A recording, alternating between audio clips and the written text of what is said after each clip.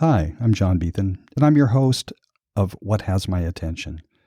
And this is episode 2. And in this episode, I'm talking with Tracy and Laurie Krauthamer about medical tourism. Because while they were here visiting me last October, 2019, this topic had my full attention.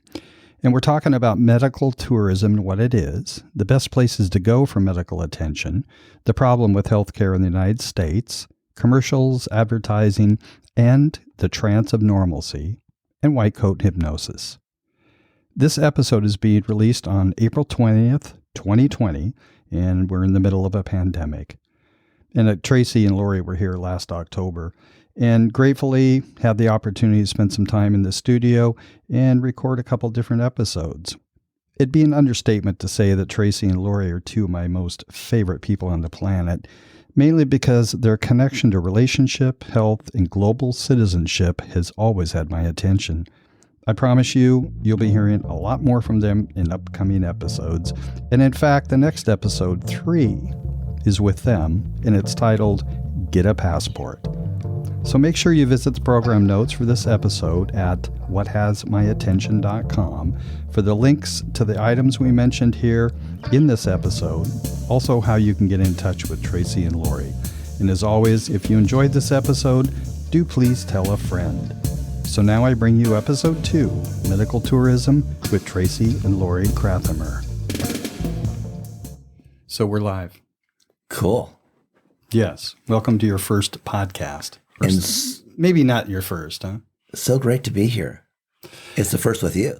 I know. It's fantastic. So I'm going to let you guys introduce yourself because you will want to let everybody know how you want to be perceived. But we are sitting with Tracy and Laurie Krauthamer. It's like I've known these guys forever. But in Austria, it's Krauthamer. Yeah. So I asked you to save it for the podcast. So you're going to let's go down that one for about 20 minutes, shall we? Yeah. Its root. Its root is my dad's ancestors came from a tiny hamlet in Austria called Krautheim. Mm-hmm. And I've always been told that it was like cabbage farmer, but I think it's like coleslaw maker. Uh-huh. So I should have grown up in the coleslaw business, but I didn't. Uh-huh. Uh-huh. That's all there is to say about that. Tracy, it's not too late. Actually, I love coleslaw. And when I told you earlier about the egg on the tortilla, I often put coleslaw right in that as well. I love coleslaw. Yeah. I always, it's a staple for you. Yeah, but when I'm out somewhere, I always say, "How's the coleslaw?" And they go, "Well, what do you mean?" I go, "Really?" It's like you don't know what good coleslaw is. You know what? My favorite added ingredients to a coleslaw is actually celery seed. Oh, nice. Yeah. So that's another part of the podcast where we talk about your involvement with food. But let's switch to Laurie for a second. Okay. Hi. So each of you kind of introduce yourself the way you want. Well, I can introduce Tracy. He can introduce me, or I can introduce awesome. myself. No, I like it. Let's do that. So Introduce Tracy. Let me tell you a little bit about Tracy. First of all, he's an amazing husband and dad. I always have to say that. A lot of times people identify themselves by what they do, what do they do in the world? Right. I think because of our age, we've kind of gone through, we'll talk about the different versions of ourselves because we are constantly evolving. But when I met Tracy when we were really young, we were in our late teens. And was it a teen romance sort of? Not really. We didn't even like each other when we met each other. I actually married the landlord's daughter going to college. True story. Okay. Yeah. So it's interesting because, we didn't like each other, but we became best friends. Uh-huh. Really. That's what happened. I think that's awesome. And I think that relationships that are based on being best friends, they just I would agree. They can just weather the storm differently when life happens. Well, they can actually weather the storm. Yeah, I think so. So in our early life, Tracy broke into the pharmaceutical industry when our kids were really, really young. He had already had his degree as a chef. Like he had gone to culinary arts school in his younger years when we met. So I was spoiled right off the bat. He's the better cook than I am. Yeah. And all of our sons will tell you that. But he ended up being in the pharmaceutical industry. And when we were really young, or the kids were really young, we had a lot of fun traveling into different territories. When he was doing traveling territories, he's working in hospital formularies. He was working, like he was doing all kinds of things in the pharmaceutical world. And at some point in time, he even went back east to work as a project manager for a company in New Jersey, where he was had a direct liaison to the FDA. So he had a lot of experience in that particular part, and it followed him over the years. It went into biotech and surgical sales and all kinds of things. And then later on in his life, because people do things sometimes in the second part of their life, different from what they did in the first part of their life. Yep. He actually became a hypnotherapist. And that was during a time when my studies were more in the alternative health world. Mm-hmm. And so that's how we stayed married. We make a joke, like that's how we stayed married, All right. So, yeah. Laurie is my sweetheart for 37 years. We're married for 35 years. Oh, and wow. I really did marry the landlord's daughter. And we didn't like each other. And one day I'm sitting in the car outside of her house, and a Michael Jackson song came on that he sang with Paul McCartney. And I think it was... The Girl Is Mine. The Girl Is Mine. Yeah, The Girl Is Mine. Oh, sure. Michael Jackson and Paul McCartney. And I'm sitting in the car, and I had like epiphany. And I go, oh, God, you got to be joking, not Laurie. Right? Yeah. And it was at that moment that I really realized I had a thing for this girl. Yeah. And she was being pursued by a couple other guys at the time. You had to act. I had to act. It's 3 guys. Three guys? She ended up having so many guys ask her to marry them. It was ridiculous. Well, in my perspective anyway. But anyway, long story short, we actually got engaged at spur of the moment. We were actually engaged before I even kissed her. Oh, you're kidding me. No, it was just like a long story behind it, but I asked her to marry me kind of like a joke. Uh-huh. I was joking, or so I thought. How old were you? We were like 18 or 19 maybe. We met when I was 20 and Laurie was 19. Uh-huh. And we got married. We were almost 22 when we got married, and we were parents at 23. Oh, nice. And so now we have 3 boys. They're 34, 31, and 26. Nice. And a lot of experience, huh? But about Laurie, the most awesome thing about Laurie is how fast she connects with people. Mm-hmm. She is just a lover of people and connects at a level that I have seen very few people on this planet able to connect with. And because of that connection, beyond her ability to work with energy medicine, beyond her ability to really understand how to bring alternative medicine to people's lives, she's a healer because of her connection with people. And that's just such an amazing strength. I joke about Laurie because it's like, she has never met a stranger. And what a gift. Seriously, in the world of business, I've called her my secret weapon. So that's Laurie in like a nutshell. Yeah, I actually see that. I see that secret weapon. Yeah. No kidding. Yeah, because you do connect quickly with people. Yeah. So I gave it up to you, Tracy, to say, what topic would you like to talk about? Because the truth of the matter is we could book the studio for the whole week and we'd never be done. Okay. So a little background into this conversation is that we have just reintegrated back into the United States. We've been backpacking around the world for 4 years into 23 countries.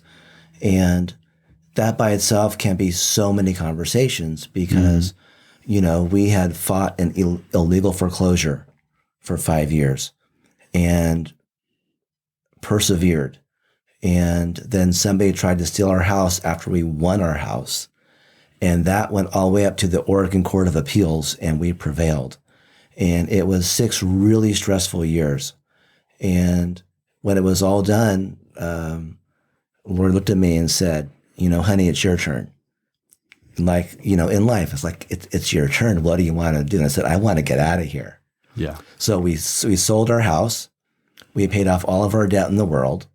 We gave away and sold a lot of our things, put the rest in a 10 by 10 storage bin, grabbed our backpacks. We, kissed our moms, kissed our boys, and found a home for our doggie. Oh, yeah, we found a home for our beautiful border collie, who's my soul puppy, Bella, and that's another conversation. Yeah, which I do want to have at some point. Because I'm just a dog whisperer, and there's so much I want to say about dogs and border collies, and that's a whole conversation. But anyway, so we had backpacks, and we left, and our first real destination was Japan. We spent a couple days in China on the way to Japan. In Japan, because I was born there. Oh, I didn't know I was born in Japan, and I learned Japanese and spoke it fluently before I ever learned English. Oh. My dad was a Navy officer, and he was in charge of the admiral's staff. Oh, really? And my mom was a Navy officer's wife, and I was the youngest of 4 kids. And so Samiko-san got to raise me. Miko-san. Samiko-san. And, but I had not been back in 50 years. Oh, gosh. And so that was really awesome. And that just started the journey of 4 years. And there's so many conversations in that, but. So you were out of the States traveling for 4 years? 4 years. We would pop in and out periodically. Sure. Yeah. Yeah. But we didn't have a home here. Our stuff stayed in storage for 4 years. And, we would surf the wave of low airfares. And literally, when we started traveling and we had 1 year's money in the bank, that was it. Right. And we were traveling on a $25 a day a piece budget. Nice, which that could be another podcast too. Or actually $50 a day. So what's the quick summary on how do you do that? Well, over time, our travel upgraded. But so we started traveling in countries that were cheaper, right? So we started traveling in Southeast Asia, right? And so that helps quite a bit. And then we used tools like we did couch surfing. Yeah. We couch surfed across Japan. That was amazing. There's a website actually. So you could probably do a whole podcast on couch reviews? I could, yes, couch surfing. And then we did workaways, right? And so a workaway, just in like 15 words, is somebody invites you to their place across the world, and you exchange 4 hours of work, 5 days a week for room and board. Nice. And so, and is that a business model, a website? It is. There's actually a website, and it's kind of like in the social media area where you post a profile, you make a video of yourself, your host has reviews, you get reviews. Yeah. You meet like Airbnb. Yeah. And Couchsurfing is also a website. And again, the same thing. You have reviews, people review you and all that. So people know who's coming to sleep on their sofa. Right. Yeah. And that saved a lot of money. And it was really interesting. We got a chance to meet some amazing people. We'll talk about like all the most amazing people we met in all the places, whether it be Italy or Ireland or Japan and I always talk about like Tracy's still in touch with a lot of these people. Yeah. And he's still there for the younger ones. And sometimes like we would do an exchange. And one time we were in Germany and he helped this young girl learn, basically do her final in college. And she had to do it in English. And he just helped her. And it was such a huge thing, and she literally gave us her bed and slept in her roommate's room.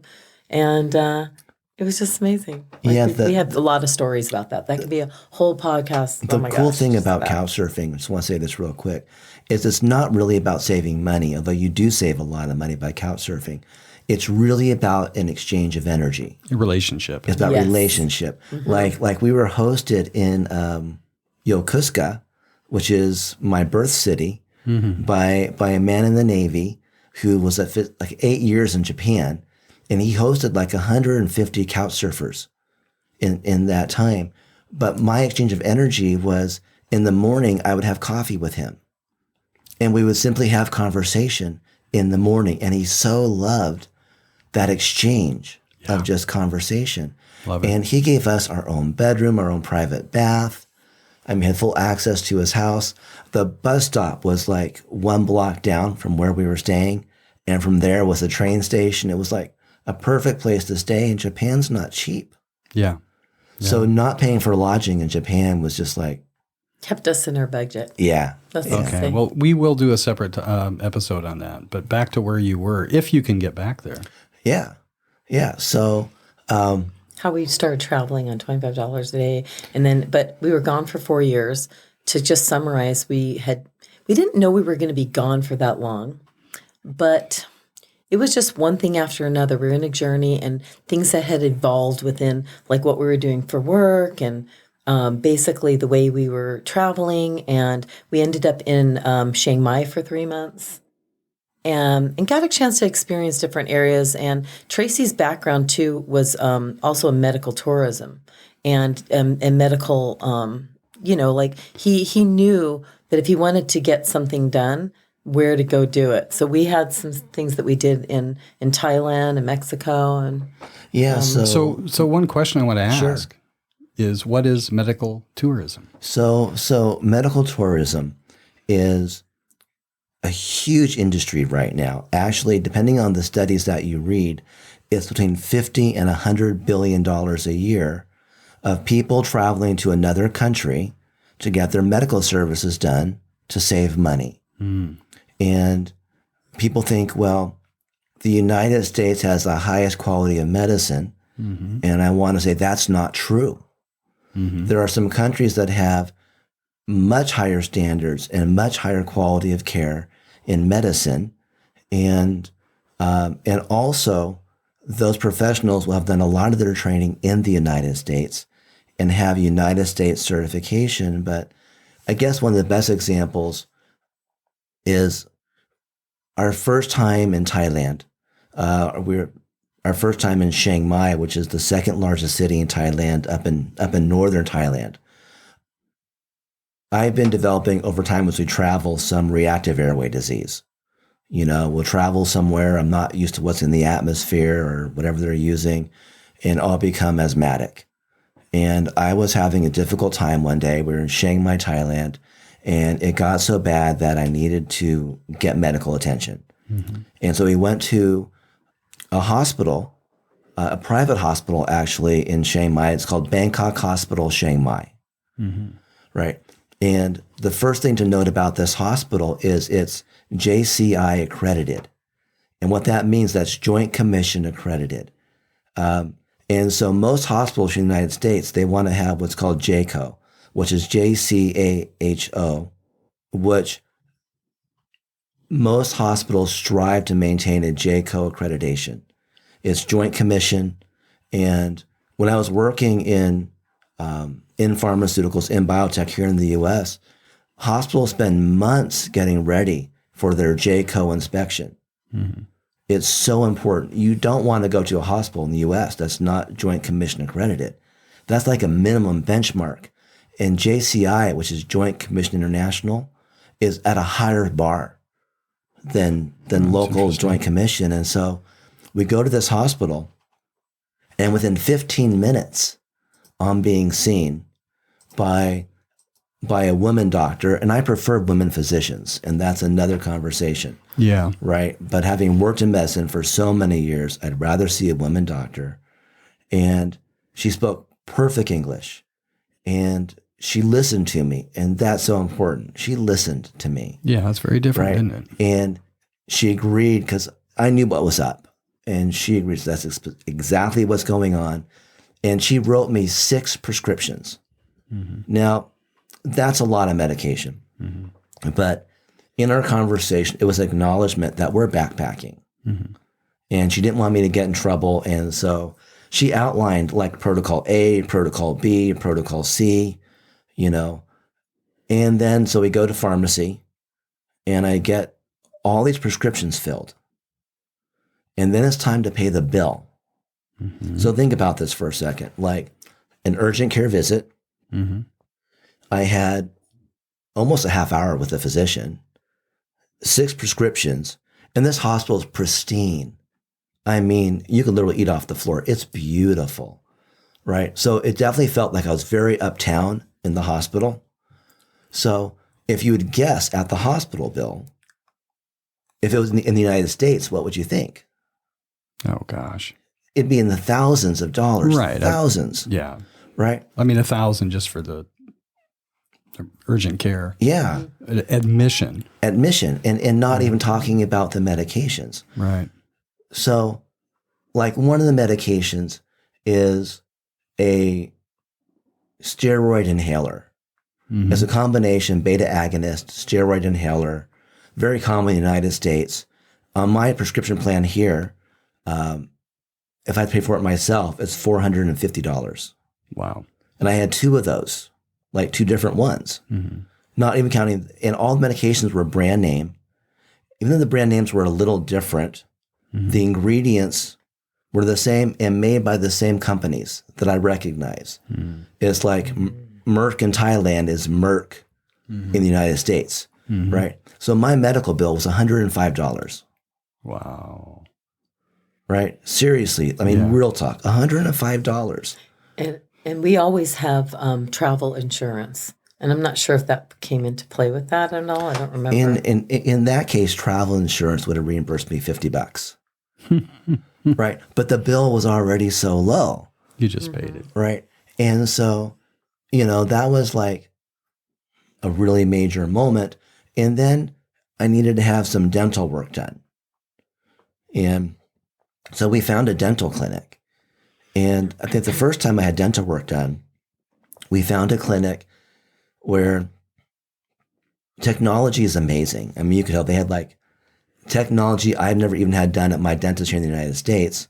The dentist is trained in the US and Australia, right? He has more credentials than I've seen in the United States. He's a teaching dentist. He's taught internationally all over the world in implant dentistry. Which means he's learning a lot. Means he's a smart guy. Yeah. Right? And so the first time I went in there, I had my teeth cleaned and I had a molar that needed to be repaired. The gold inlay had to be taken out and I needed a new crown. And it was just a couple $100. Right. And then the second time that I had dental work done, like major dental work done, was on our latest trip. And this is actually just this past March. And literally, we made our way up to Thailand, up to Chiang Mai, because I wanted to go back to the very same dentist. Right. And I had 2 molars repaired and gold overlays removed, replaced with zirconia crowns. I had three fillings done, plus I had a teeth cleaning on top of that all. And then, of course, there's the x-rays, right, where it's not the usual, like, films back in your mouth. It's like the thing that twirls around your head, right? So they can even tell you about, what's going on as far as, like, bone density and stuff like that. Really cool stuff. It would have been $8,000 to $10,000 here in the U.S. It was $900. And and not only that, but like I remember that dentist was able to tell you what was going on with your jaw. We had been in Myanmar and he had a massage and someone dislocated his jaw a little bit and he'd been suffering with that for a while. But and so I spoke to my physician in the U.S. about it and he was clueless, right? And so I find myself back in Thailand and the dentist uses that really high-tech x-ray machine and he could show me exactly where where the bone is starting to degrade because it's not setting right. And that was so cool. And so medical tourism. You an exercise. He said, do this. Yeah. Medical tourism is, you can save so much money. It's like. So what you're really telling me is that you could actually pay for a vacation. Totally. Oh yeah. And save beyond. And save the extra $8,000. Right. Definitely. Yeah.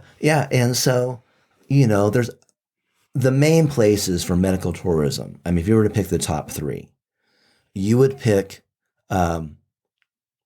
Costa Rica and Panama is a tie. So we're going to say they're number 1 because they're a lot closer for people to get to. Yeah. Mm-hmm.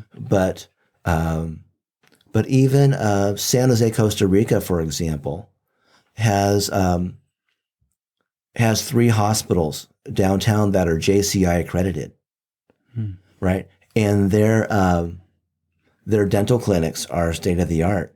Panama City has a Johns Hopkins hospital right in downtown Panama City, and is the leading city in the world for stem cell research and also stem cell therapeutics.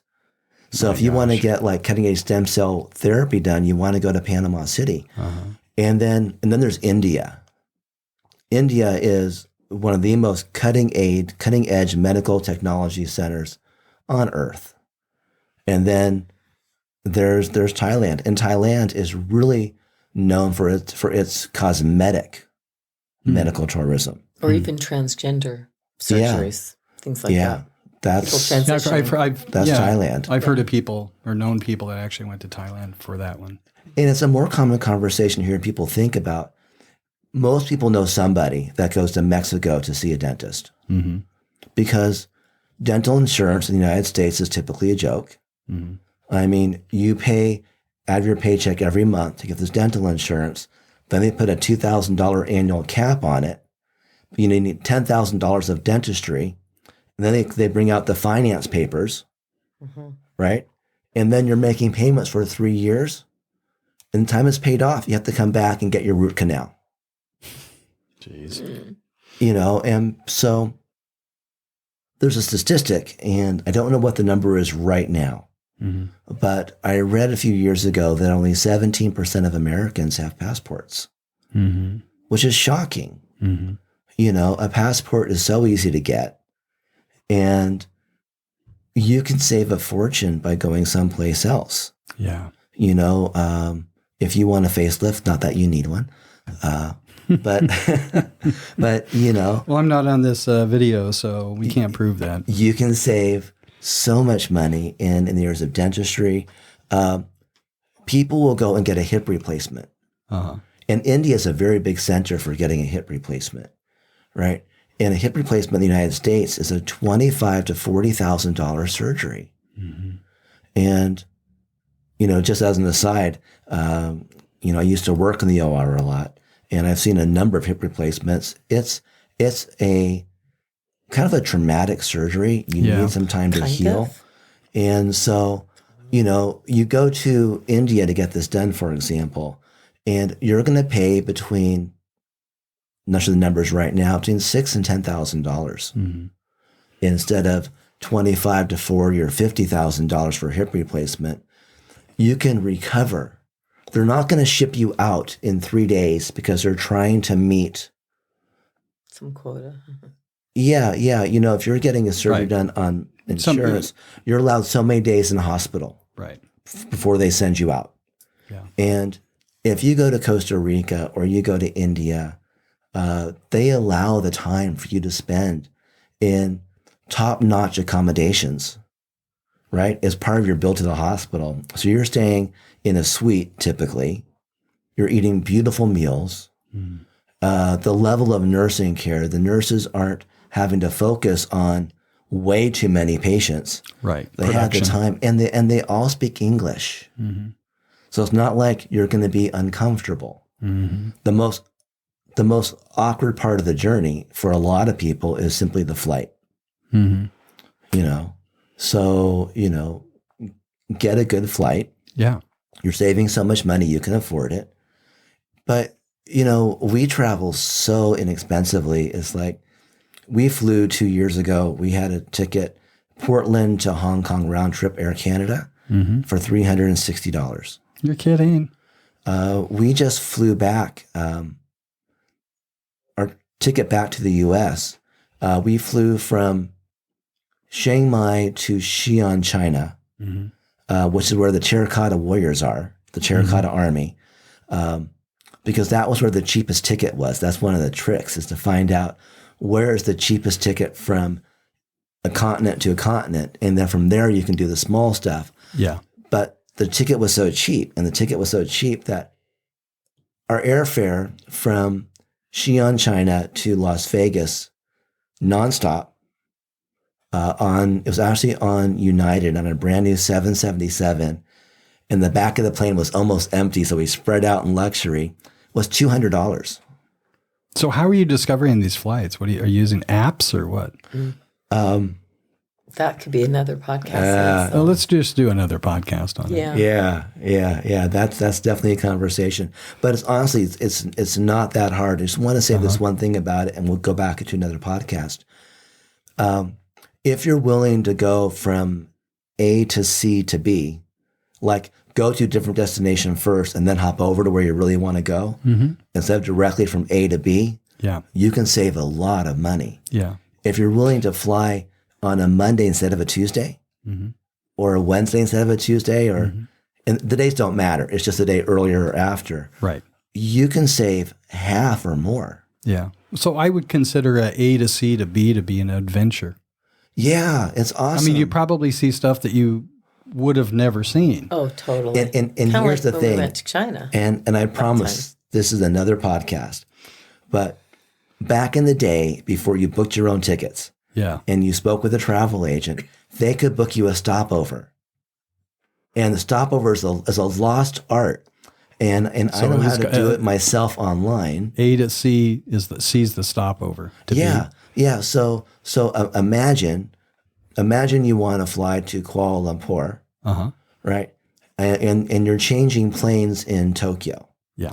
Well, why not arrange for 5 days stopover in Tokyo, because you've never been there before, so why not?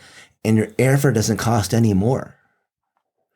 There's an art, and people used to do it all the time, but nobody does stopovers anymore. Yeah.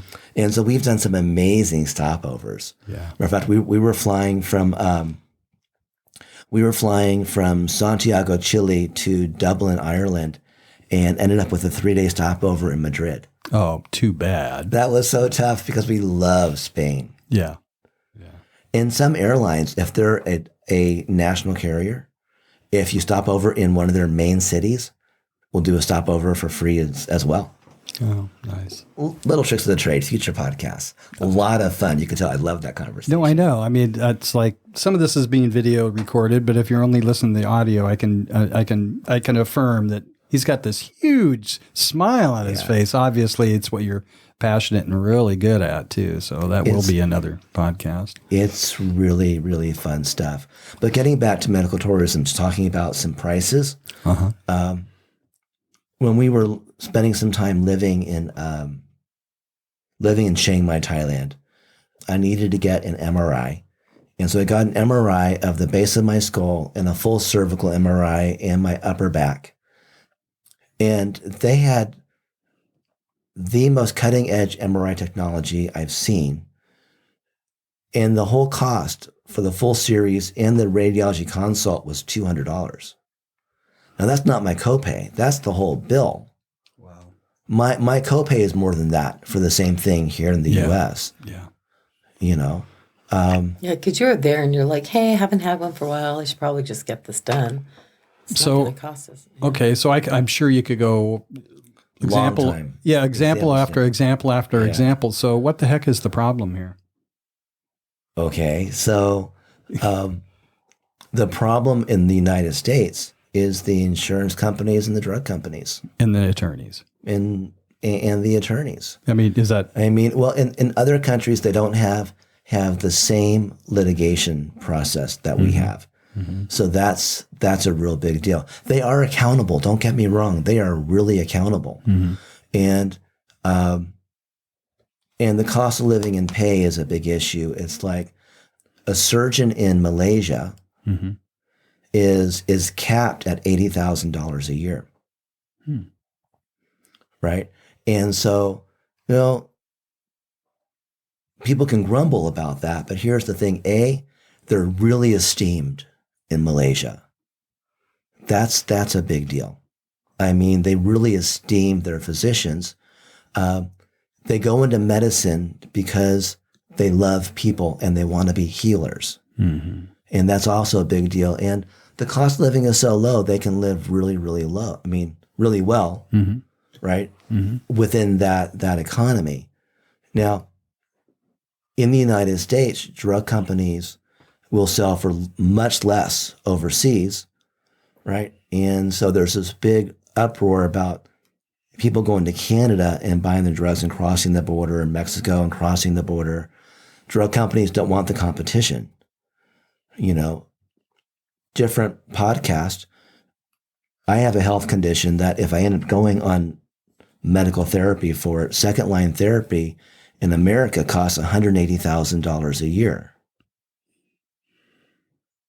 It's like, you can't afford what, to be here. What do you do? And it's like, Yeah. you know, then maybe if you're lucky, your copay is only about $20,000 on that. So the drug companies, then the insurance companies, right? If we could shift our focus to wellness, Right. shift to preventative medicine, right? And then have our food producers accountable, Mm-hmm. right? Because we shouldn't have so much diabetes in the U.S. Yeah. I mean, I can go on and on. No. I know This about rabbit the whole diabetes. I mean, it's a lot of it's education. And a lot of it's did another podcast recently on sugar. Yeah. I mean, Yeah. it's like everywhere. Yeah. And also cholesterol. Yeah. You know, we had this conversation around statins, Yeah. right? Exactly. And statins cause a whole host of other health conditions, Mm-hmm. right? And so statins can inhibit CoQ10. Right. Because they share the same channel in Yeah. the liver. Yeah. So the statins completely wipe out the CoQ10. Exactly. Which most people know is like really good for the heart, really good for the cardio, really good for a lot of other things. Yeah. And then there's the progression that statins, specific ones, cause diabetes. I didn't know that. Right. And then doctors want to give ACE inhibitors because ACE inhibitors are protective, are renal protective for diabetics. Mm-hmm. And then people cough from the ACE inhibitors as a side effect, and they're on cough medicine. So now we got the statin, Yeah. right? And then we've got like the metformin and glucophage, and all these for like the type 2 diabetes. And then you got the ACE inhibitors, right? And then it's like, Yeah. it just spirals. It's like when my dad, who was very sick, moved to Las Vegas to be near me years ago, he was on like 14 medications. And I wanted to go slap every one of his doctors. Right. Because nobody knows what that soup of drugs does. Chemical soup. And then they're trying to treat what the soup is doing. Mm-hmm. And then they're adding more and more to the soup. And finally, with the right physicians, we got him down to 6 key medications. And he ended up living for his bad health at age 75. But yeah, I mean, seriously, that's another place to go in conversation. I have a lot to say about the healthcare system in the United States. And, you know, from working in pharmaceuticals to working in biotech to working as a product manager and product development for a major drug company, to having to do some liaison work with the FDA. And that's not really a big deal. Essentially, every promotional piece that we did had to be approved by the FDA. Our message had to be approved by the FDA. But back then we didn't have commercials, right? And so as a hypnotherapist, when you're watching those commercials, how they're being done is not an accident. Yeah. Yes, they're reading every single potential side effect. And I promise you that nobody is listening. Well, I listen, but But you're unique. So. Well, I listen only because I don't watch TV. So Okay, So yes. when I do decide to consciously watch something, then I pay attention to the propaganda, essentially, the advertising. That's, I mean, one side of the coin says advertising's great because, you know, it pays for the content. The other, you know, and then there's another side of that coin that says advertising's a real problem. Yeah. I have a very bipolar relationship with it because I want to advertise because I want to have revenue. I want to have an income. Yeah, we'll talk sponsorship. Yeah. And on the other hand, you know, it's kind of funny. I watched a movie late night as we were traveling the other day, old movie called The Devil Wears Prada Oh, sure. Yeah. with Meryl Streep and Anne Hathaway. Yes. And it's the same thing. I mean, Meryl Streep as that character, she's gorgeous. Oh man, she is beautiful. And oh, she will so slit your throat. Give her Yeah. half a chance. Yeah. Yeah. But you were saying that in that movie, there was commercials that lasted 10 commercials at a time. Oh, yeah. In between the movie. And I think what happens is just to get back to the conversation, is as far as the hypnotherapy, the hypnosis part of watching TV that way, is you just kind of, it sits in the back burner, you're watching it, you get tired, you're kind of feeling a little lazy, and it just has this suggestive thing and it goes in your brain. Right. And I mean, that's the downfall of maybe doing it that way. And my comment about younger people that are on social media, let's just say Facebook, I do know that they are really good about blocking all that out. Mm-hmm. But I really question about how much is actually being blocked out. There's still an influence. So, you can't snap your finger and not have some sort of distraction happen. Yeah, and here's the thing is, just a quick second, this is another podcast, but people say, well, hypnosis, I would never do that. Right. Mm-hmm. But we do hypnosis every day. All the time. We do it all on our own. Well, yeah. Last night we were talking about, what was the term you used? Last night I was talking about the trance of normalcy. Yes, the trance of normalcy. But there's also Whitecoat hypnosis. Yeah. So let's talk about that a little bit, just because you don't see that in Thailand, right? Yeah. Well, I can't say that you don't see it. Okay. In Thailand, it's just so different to do med. They have a different relationship with their physicians. It's a different vibe. And I've never gone to a Thai doctor as a Thai person. So describe for everybody that's listening exactly what that white lab coat thing is. Well, Whitecoat hypnosis is really simple. To have hypnosis, and you don't need to have your eyes closed. To be in a trance state. It happens all the time. The best example is if you're driving and you find yourself home, then you ask yourself, did I stop at that stoplight? I've done that. That's a trance state. If you go to a really great movie and it feels like 10 minutes have gone by and the movie is over, but it's been 3 hours. Mm-hmm. One of the key indicators of trance is time distortion, right? So we do this all the time. It's like I used to tell my clients, being in hypnosis is like going into a really loud coffee shop with a good friend. And you want to talk to that good friend, but it's so loud, you can barely hear each other. But the more you talk to that person, the more you focus on that person, you notice the noise goes further and further into the background until it's just you and your friend. Then all of a sudden it's like, oh my gosh, it's 4:00. I'm supposed to be home at 2:00. You lost all track of time. Yeah. That's exactly what hypnosis feels like. So now Whitecoat hypnosis. For effective hypnosis, you need context and intent. Context.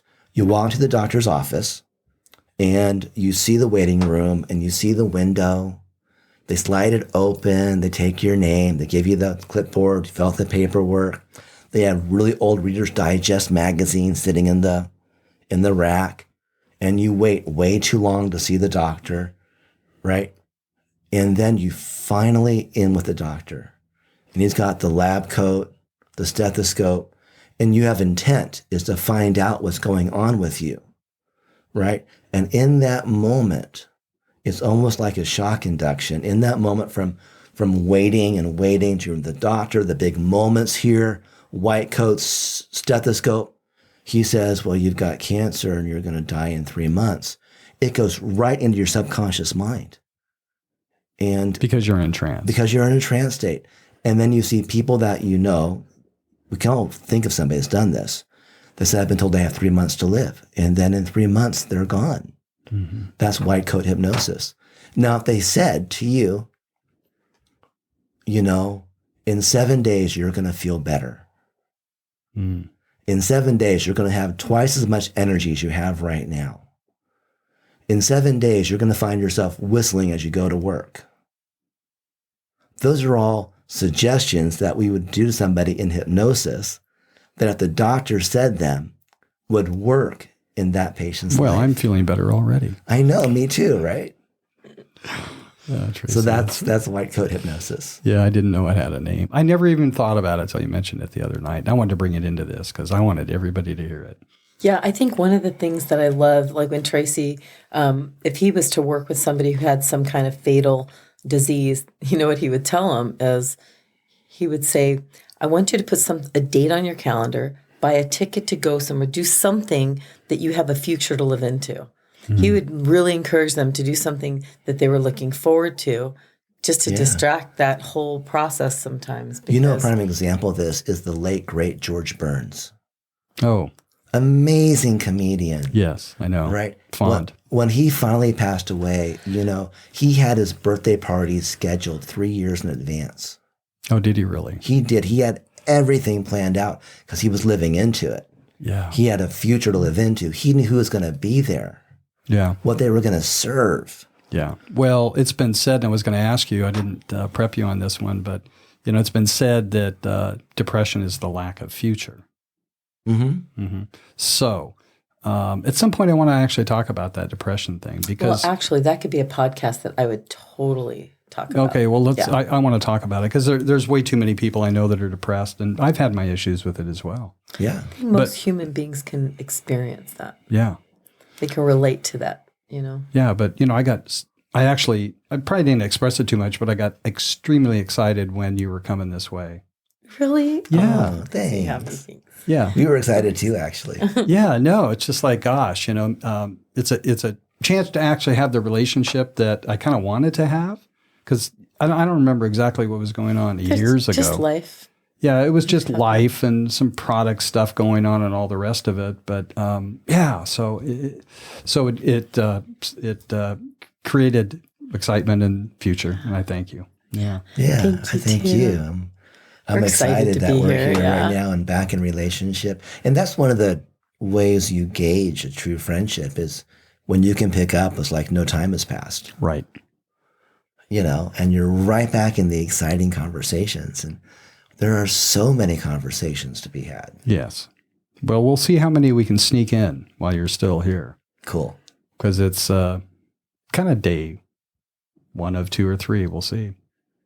Yeah. Nice. Anything else you want to include? And no, I'm just enjoying just sitting here listening. I'm fine. Yeah. I often tell Laurie, at this point in my life, if I can't have fun, I don't want to do it. God, that's my mantra. And this is so fun. It's like I'm very mindful that whatever I do, I'm exchanging a day of my life for it. Yeah, great.